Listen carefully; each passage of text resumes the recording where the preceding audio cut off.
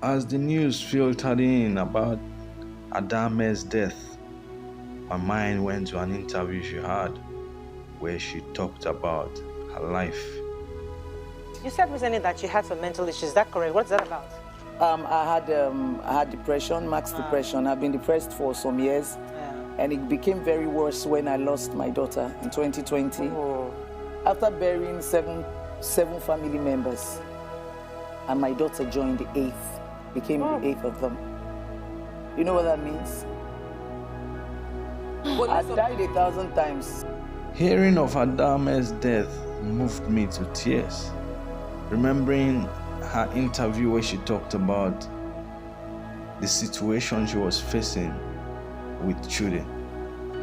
But perhaps a clip here, this clip right here, exemplifies who Ada Ameh had become after she lost her daughter. This was a woman in pain. She was in pain, serious pain. She was just walking around. Look at the pain. Look at the pain. Empress!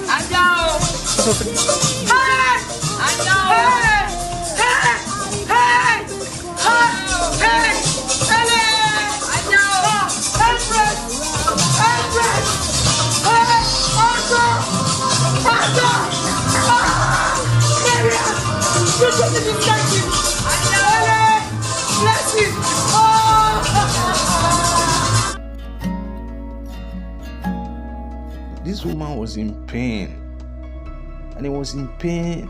It was pain that was almost inconcealable. She could not be consoled. And the lady that organized this party did not even understand what this woman was going through. That's why she was dancing at this point. This was not a point to dance. She did not understand. This woman was just walking, but probably, like she said, she had died 1,000 times. Oh, wow. I put these clips to show just what was going on behind the scene that most people do not realize. Ada Ameh was a woman living in pain on a daily basis. I'm not talking about physical pain, I'm talking about emotional, psychological pain that is beyond human comprehension. That's what this woman was facing, having lost her daughter, who was her world. Wow.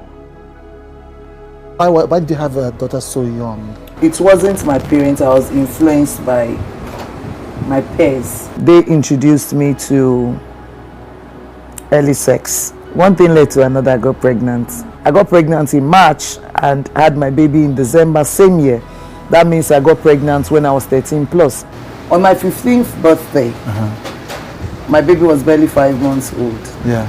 I was marched out of the barracks. I was lost already, you know. I had stepped my leg one way in the world where there's no need for lies, you know. I started drinking.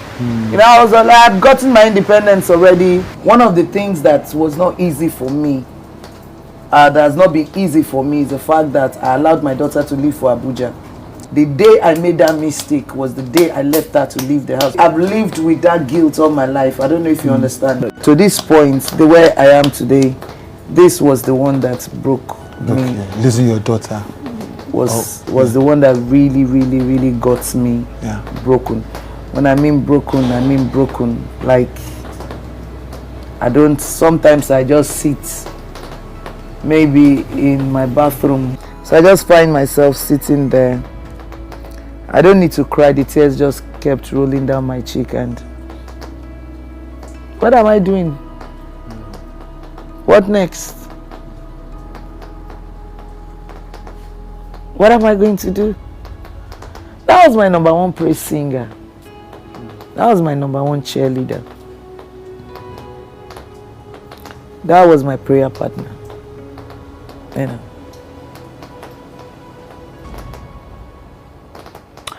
I think this is the first time I am sane. When I mean sane as in sane, not having anything like alcohol in my system at all since she passed on to do an interview. You know. And sometimes when I'm invited for some functions, I get myself knocked off because I don't know. So I just hide under alcohol. There were some things I don't talk about. I don't like talking about, and I just behave as if all is well.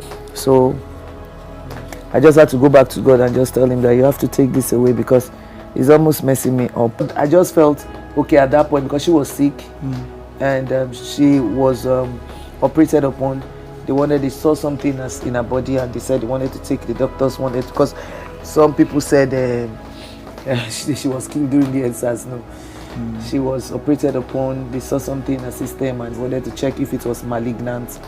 So this surgery was successful. I remember speaking with her on Monday, earlier as on Tuesday, earlier as in the morning on Tuesday, she had given up.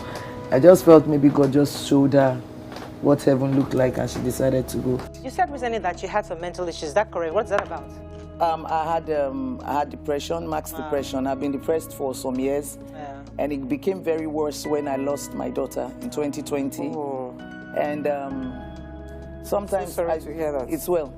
Sometimes I wake up and we practically grew up together. I was 14 when I had her, so she was more like my younger sister.